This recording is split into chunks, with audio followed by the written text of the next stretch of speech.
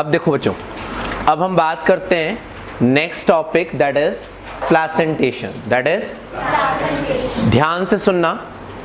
Last class when we discussed about implantation, हमने बात की थी इम्प्लांटेशन की। ब्लास्टोसिस्ट जब अटैच होता है यूट्रस की वॉल से, तो सबसे कॉमन साइट जहां पर ब्लास्टोसिस्ट अटैच होता है that is known as clear this point. Second point सुनो, ब्लास्टोसिस्ट अगर फैलोपियन ट्यूब में ही अटैच हो जाए, कहां अटैच हो जाए, या फिर blastocyst normally fit into the uterus, अगर यूट्रस के अलावा developing blastocyst female reproductive tract में कहीं पर भी फिट हो जाए, कहीं पर भी XYZ, तो उस केस को हम नाम देते हैं एक्टोपिक प्रेगनेंसी। क्या नाम देते हैं? एक्टोपिक वर्ड यूज होता है कि place other than normal place. ठीक है, जैसे हमने अपनी ओरल कैविटी में कई बार देखा होगा, टीथ जब निकलते हैं तो कुछ लोगों के टीथ बाहर की तरफ होते हैं नॉर्मल टीथ के साथ साथ, कुछ लोगों के टीथ अंदर की साइड से निकलते हैं, तो that is known as ectopic eruption. That is known as ectopic eruption. Hiru Sharma के हैं, देख लो, लोअर टीथ, देवांशी के भी हैं upper teeth, they are called ectopic erupted teeth. क्या कहलाते हैं? Ectopic erupted teeth. तो जब अगर फीटस का डेवलपमेंट यूट्रस के अलावा किसी और रीजन में होता है तो that is known as ectopic, और ये प्रेगनेंसी नॉर्मल नहीं होती। ठीक है ना। Ectopic pregnancy is one of the symptom of disease, जो सेक्सुअली ट्रांसमिटेड डिसीज होती हैं उनमें से एक सिम्टम क्या होता है? Ectopic pregnancy. या तो जब यहां ऑब्वियस सी बात है यूट्रस का साइज इंक्रीज हो सकता है फीटस की ग्रोथ के साथ, बट क्या फैलोपियन ट्यूब का साइज उस रेशियो में बढ़ेगा? क्या नहीं बढ़ेगा। तो या तो डैमेज यहां होगा या we will go with abortion, clear ये पॉइंट। अब सुनो, सेकंड पॉइंट ये भी पूछा जाता है कि जब ब्लास्टोसिस्ट यहां से यहां आ रहा था तो ब्लास्टोसिस्ट का अटैचमेंट फंडस रीजन में ही क्यों होता है, किसी और जगह ब्लास्टोसिस्ट का अटैचमेंट क्यों नहीं होता? तो उसके पीछे जो मेम्ब्रेन रिस्पॉन्सिबल है, जो ब्लास्टोसिस्ट का अटैचमेंट एक प्रॉपर जगह पर कराती है, वो मेम्ब्रेन क्या कहलाती है? तो जब स्पर्म oocyte के कांटेक्ट में आ रहा होता है तब बाकी सारी मेम्ब्रेन डिस्ट्रॉय हो चुकी होती हैं, कौन सी डिस्ट्रॉय नहीं होती? तो जब यहां पर ब्लास्टोसिस्ट पहुंचता है तब जाके जोना पेलुसिडा डीजनरेट होती है। तो zona pellucida is the membrane which is responsible for attachment of blastocyst in a proper place. Clear this point. तो इम्प्लांटेशन में हमें ये पॉइंट्स भी याद रखने हैं, लिखो ये points.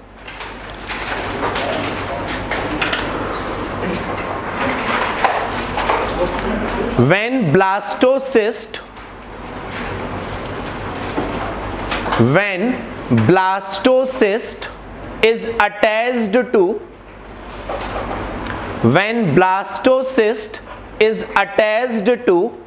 other part of female reproductive tract, when blastocyst is attached to other part of female reproductive tract rather than uterus,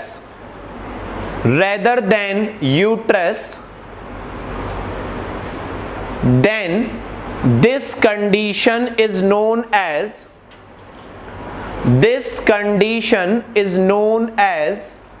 ectopic pregnancy. This condition is known as ectopic pregnancy.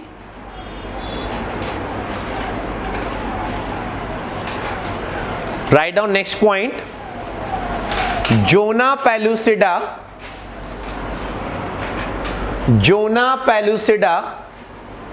is the membrane. Zona pellucida is the membrane which prevent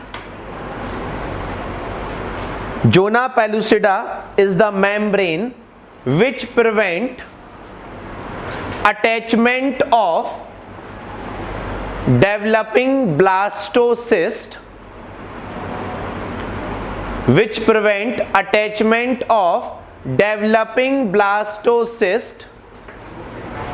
to the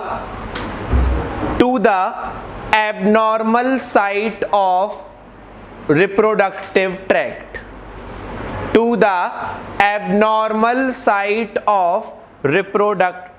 tract. Clear this point? अब देखो बच्चों,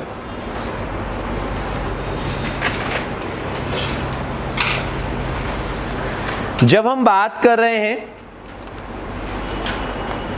female reproductive tract की, यहां पर structure पहुंचा blastocyst. क्या structure पहुंचा? Blastocyst में आउटर साइड जो लेयर होती है that is known as trophoblast. क्या कहलाती है? ओके. यहां पर इनसाइड सेल्स का एक ग्रुप प्रेजेंट होता है जिसको हम नाम देते हैं इनर सेल मास. क्लियर ये पॉइंट? देखो, ये यहां पर this one is a perimetrium. फिर यहां पर लेयर प्रेजेंट है यूट्रस की, मायोमेट्रियम. अब यहां पर लेयर प्रेजेंट है यूट्रस की इस रीजन में, एंडोमेट्रियम. ठीक है, समझना इस पॉइंट को. ब्लास्टोसिस्ट यहां पहुंचा, उसको थोड़ा सा स्पेस मिला अटैच होने के लिए, वो इस प्लेस के अंदर जाता जाएगा, फिर यहां पहुंचेगा, फिर और अंदर जाएगा, यहां पहुंचेगा, और एक स्टेज ऐसी आएगी जब एंडोमेट्रियम उसको पूरा कवर कर लेगी. समझ में आई मेरी बात? तो ब्लास्टोसिस्ट पहले एंडोमेट्रियम के पास प्रेजेंट डिप्रेशन पर पहुंचता है, जहां पर एंडोमेट्रियम मेंस्ट्रुअल साइकिल की वजह से डीजनरेट हो चुकी थी. अब धीरे धीरे धीरे ब्लास्टोसिस्ट यूट्रस की वॉल के अंदर एम्बेडेड होता जाता है, और इसी प्रोसेस को हम क्या नाम देते हैं? इम्प्लांटेशन. क्या नाम देते हैं? इम्प्लांटेशन.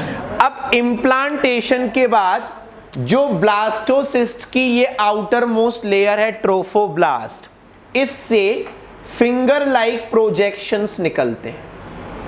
क्या निकलते हैं? Finger like projections. इन फिंगर लाइक प्रोजेक्शंस को हम नाम देते हैं कोरियोनिक विलाय. क्या नाम देते हैं? कोरियोनिक विलाय. क्लियर ये पॉइंट?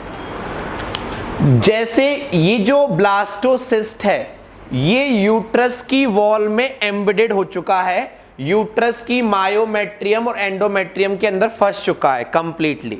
ठीक है, अब यहां पर होता क्या है, ये यूट्रस मैटरनल टिश्यू, ये डेवलपिंग फीटस के कोरियोनिक विलाय, जो यहां पर मायोमेट्रियम है, जो यहां पर एंडोमेट्रियम है.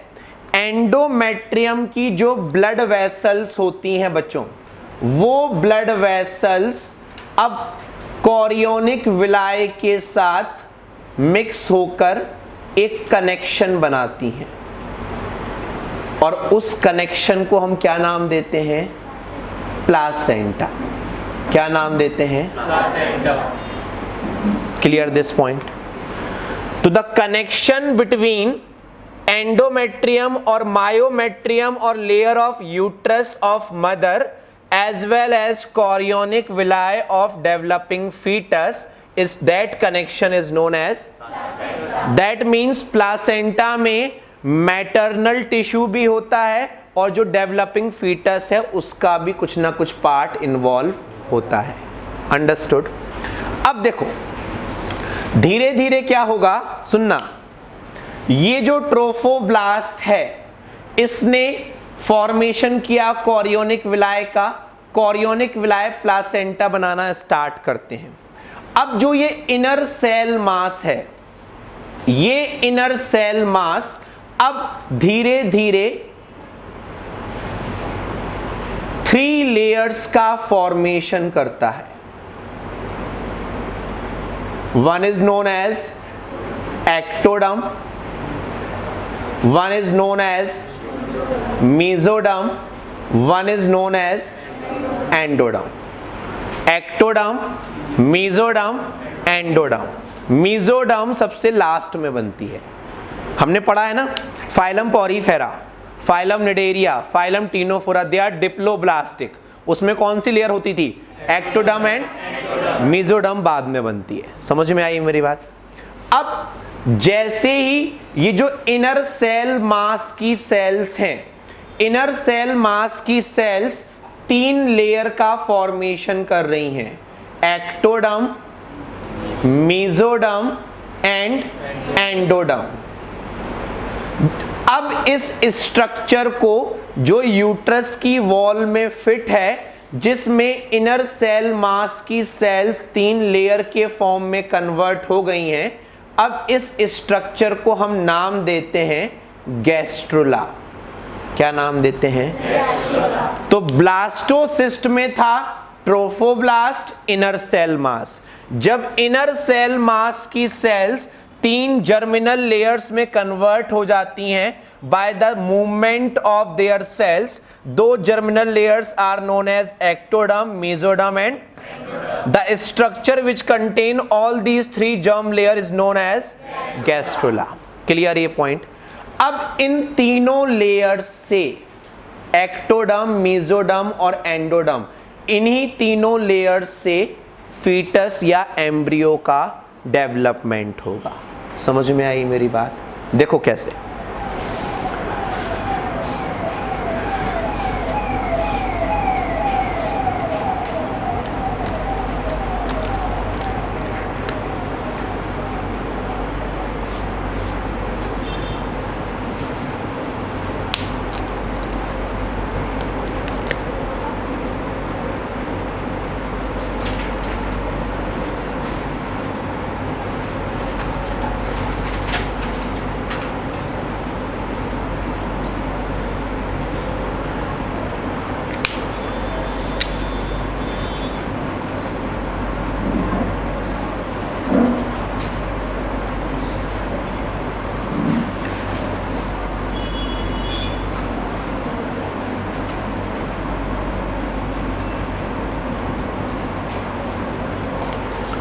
ये 3 लेयर्स एक्टोडर्म, मेसोडर्म और endoderm, they divide, they produce different organs and they form a structure which is known as embryo, which is known as सुनना ध्यान से।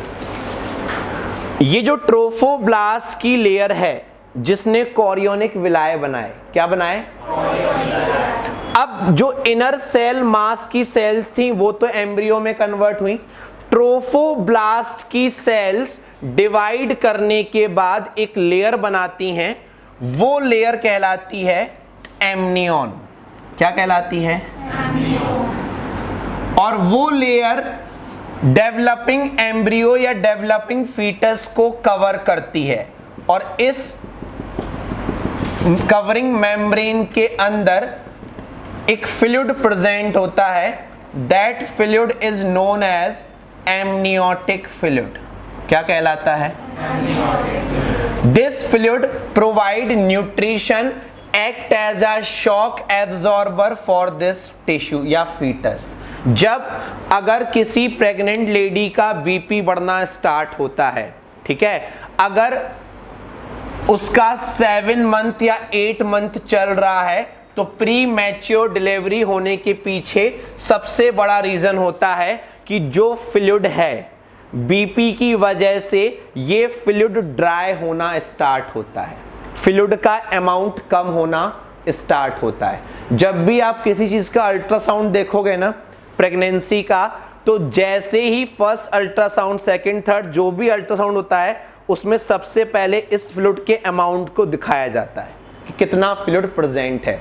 जैसे ही बीपी बढ़ना स्टार्ट हुआ या कोई डिसीज हुई तो ये फ्लूइड ड्राई होना स्टार्ट होता है। Fluid act as a shock absorber, fluid इस डेवलपिंग एम्ब्रियो को ड्राई होने से रोकता है। तो जब ये खुद ड्राई होने लगेगा तो फिर बाद में इफेक्ट किसके ऊपर पड़ेगा? इसीलिए they go for premature delivery कि अगर ये फ्लूइड ड्राई हो गया तो फिर डायरेक्ट इफेक्ट किसके ऊपर पड़ेगा? एम्ब्रियो के ऊपर। समझ में आई मेरी बात? अब देखो यहां पर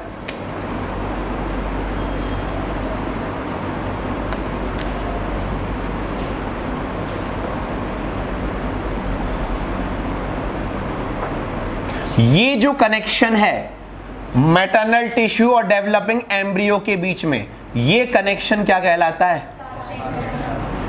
और प्लासेंटा का वो पार्ट जो डेवलपिंग एम्ब्रियो की साइड अटैच है, this side, this is known as umbilical cord.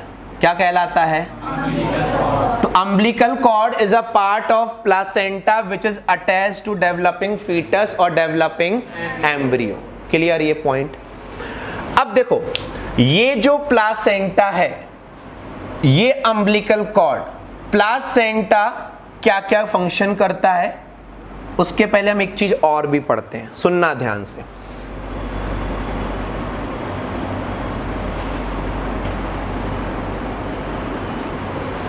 ये यूट्रस हो गया, ठीक है।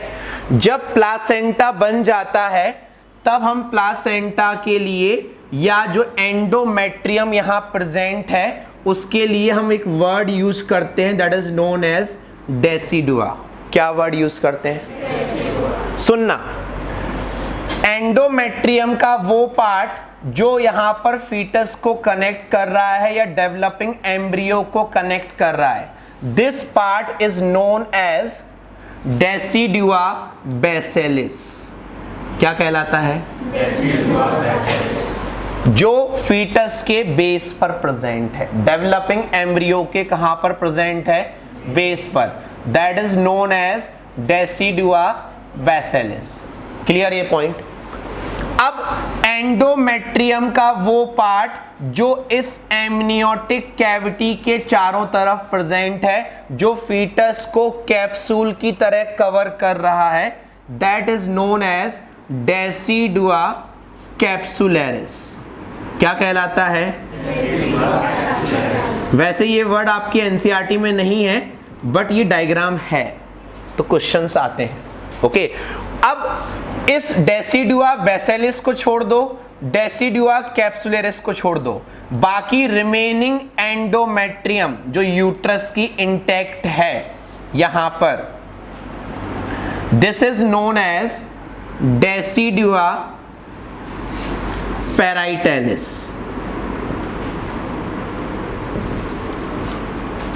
इसको ऐसे याद रखो, जो पेरीफेरी पर है दैट इज पैराइटैलिस, जो चारों तरफ कैप्सूल के फॉर्म में है दैट इज, और जो अटैचमेंट प्रोवाइड कर रही है that is. Understood?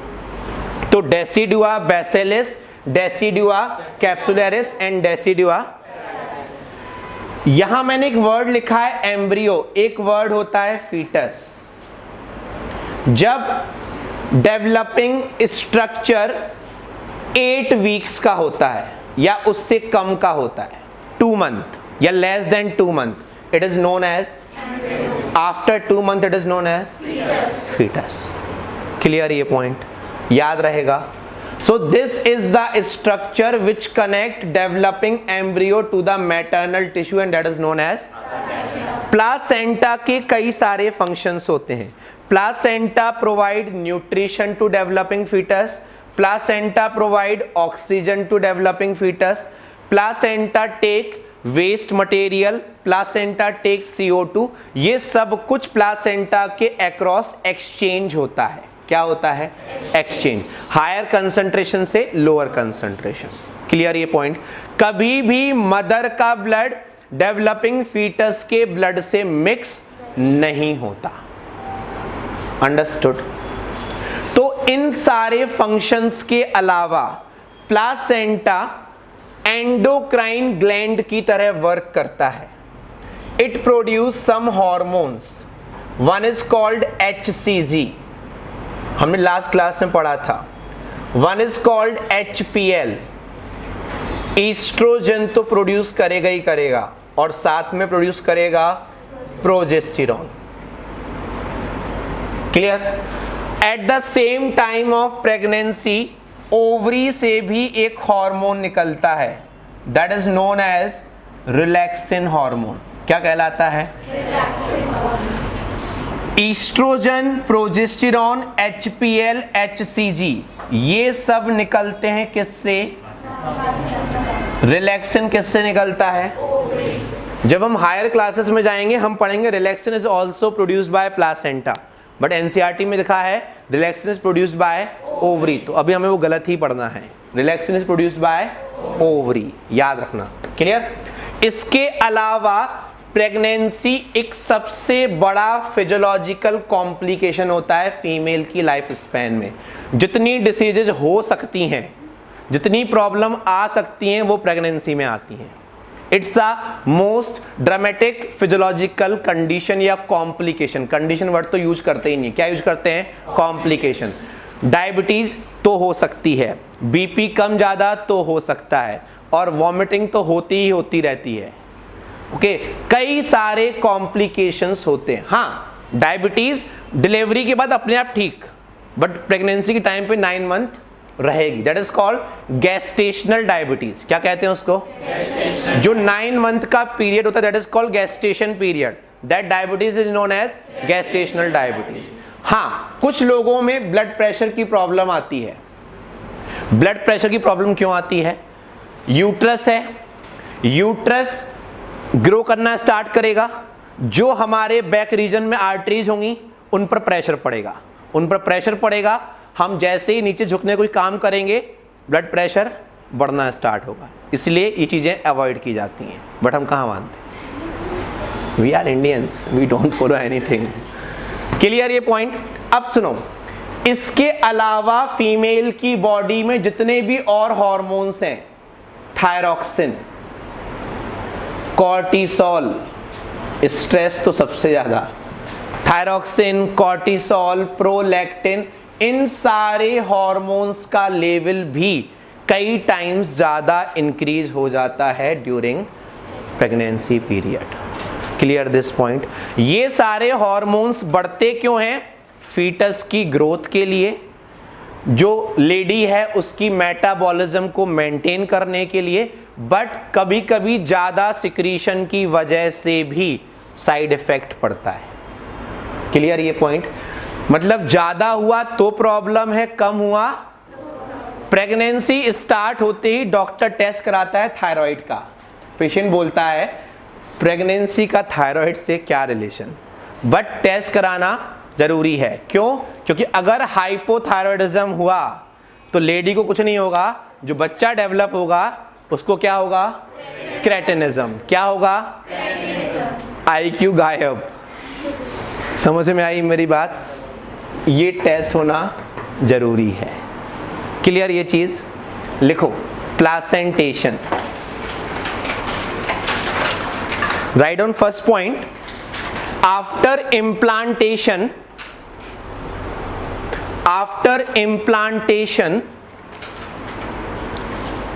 the layer of trophoblast after implantation, the layer of trophoblast produce finger-like projections. Layer of trophoblast produce finger-like projections known as chorionic villi. Known as chorionic villi.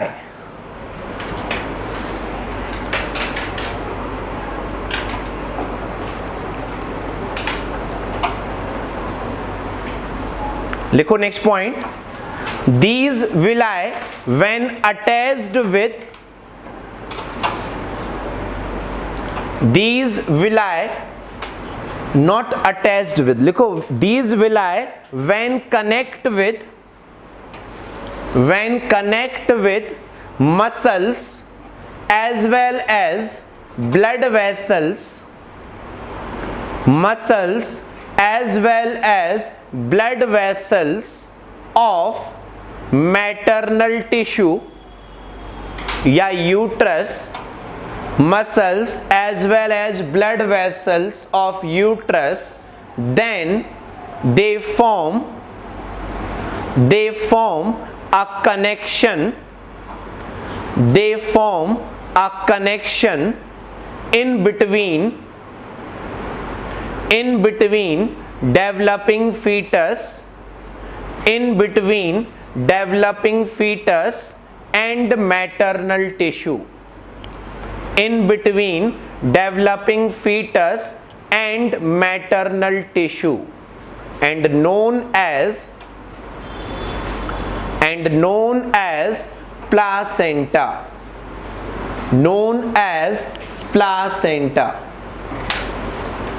Write down next point. The part of placenta which is attached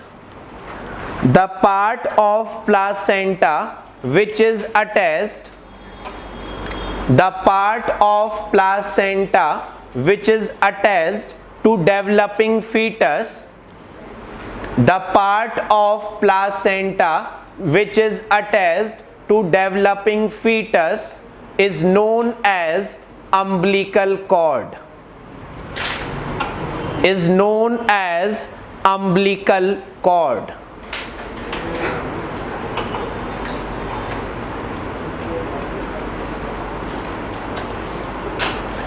Write down next point. In human being,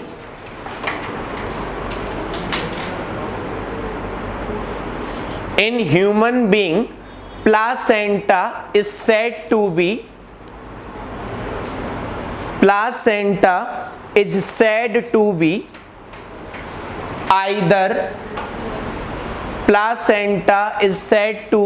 either chorionic type, क्योंकि उसमें chorionic villi होते हैं, chorionic type, और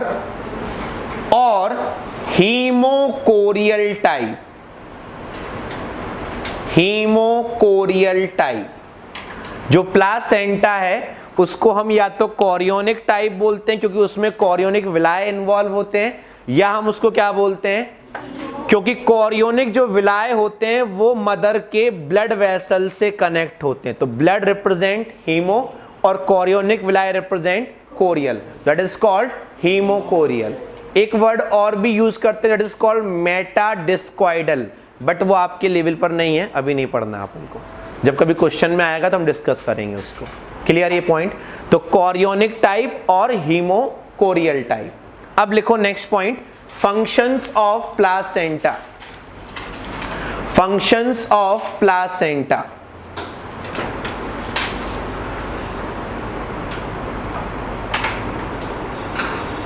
In this write down, placenta provide nutrition as well as oxygen. Placenta provide nutrition as well as oxygen to developing fetus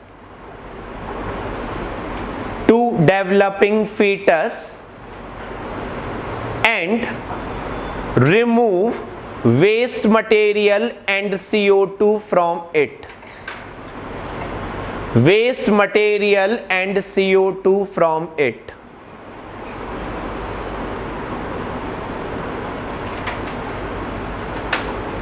देखो बच्चों, एक antibody हमने पढ़ी थी, कौन सी? IgA। कहां पाई जाती है? कोलोस्ट्रम, मदर मिल्क में। ओके, एक एंटीबॉडी होती है IgG। कौन सी होती है? IgG। It is the only antibody which can cross the placenta. Which can cross the placenta.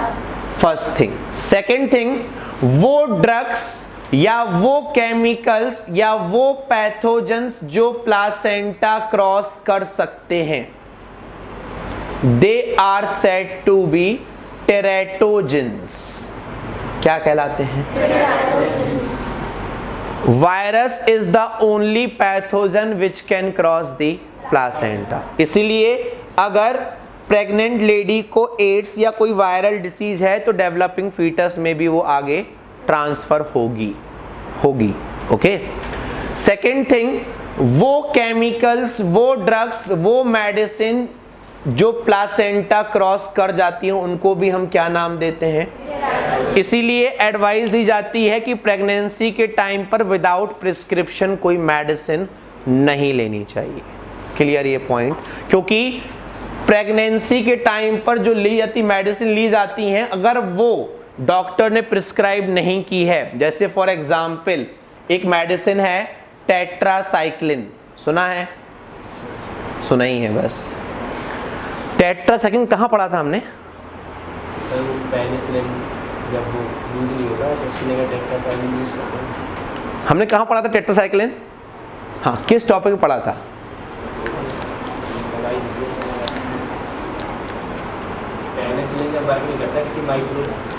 Mycoplasma do not contain cell wall, that's why it show resistant to penicillin, but tetracycline can act on it. याद है?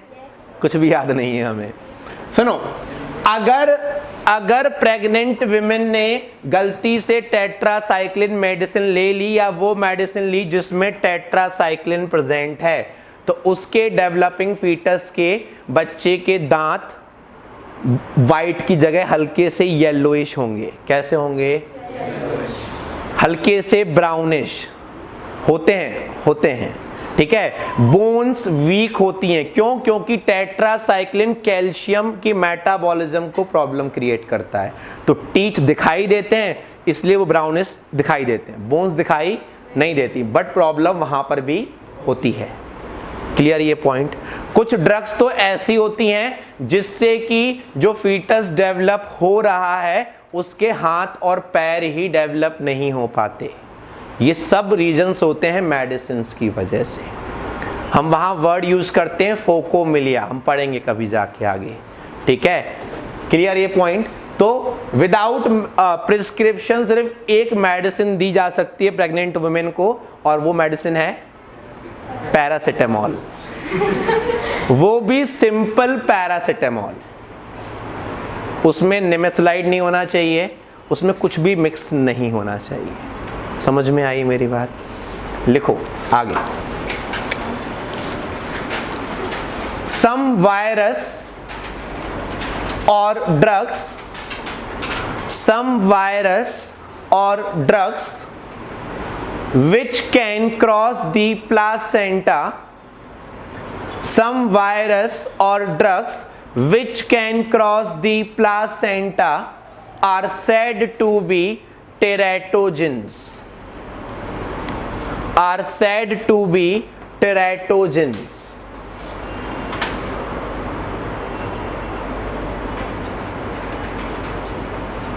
Medical college में जाओगे ना तो आपको बहुत अच्छी अच्छी चीजें सिखाई जाएंगी।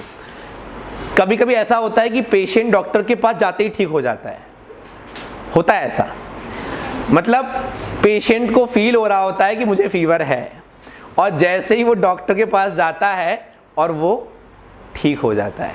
डॉक्टर उसको इंजेक्शन लगाएगा, दवाई देगा, उसके बाद वो ठीक होगा, चाहे उस इंजेक्शन में कुछ भी ना हो। ऐसी चीज़ें भी होती हैं। समझ में आ रही है मेरी बात?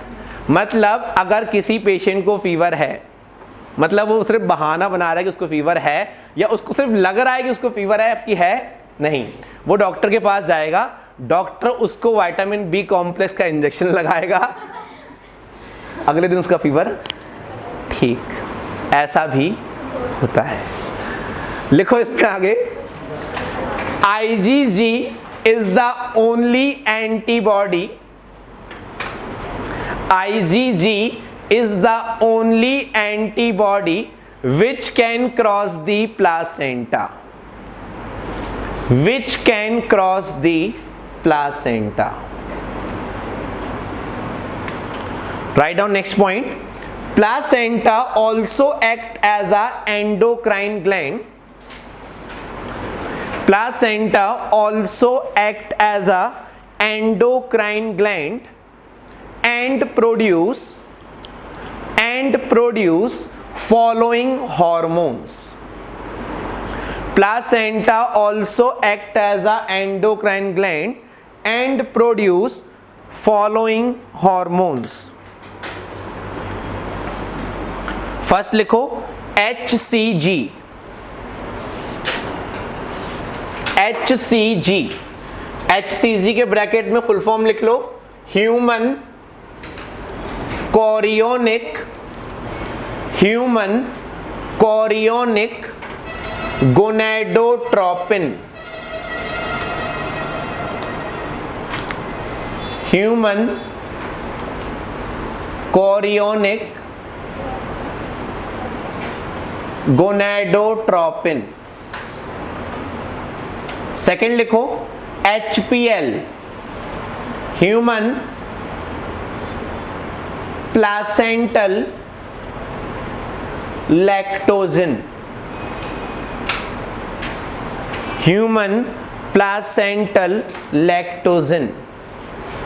Third is oestrogen, fourth is progesterone.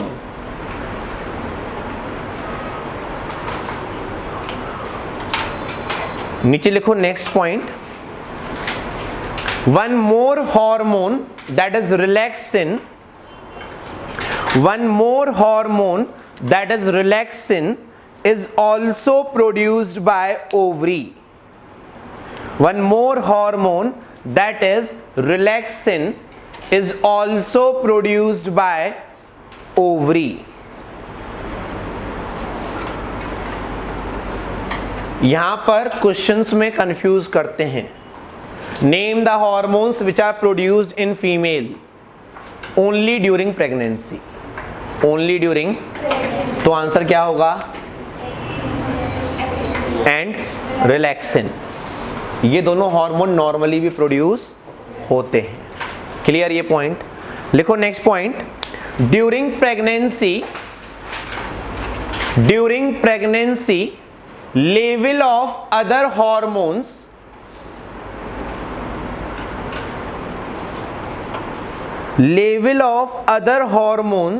also increases.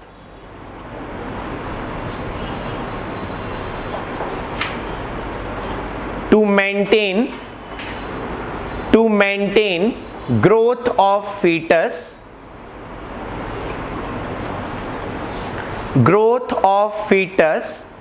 as well as metabolism of pregnant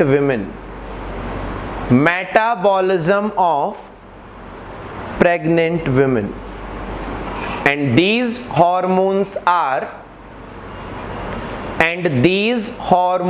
are thyroxine, cortisol, prolactin। चाहो तो इन नेम को फिर से मेंशन कर सकते हो, oestrogen and progesterone, oestrogen and progesterone.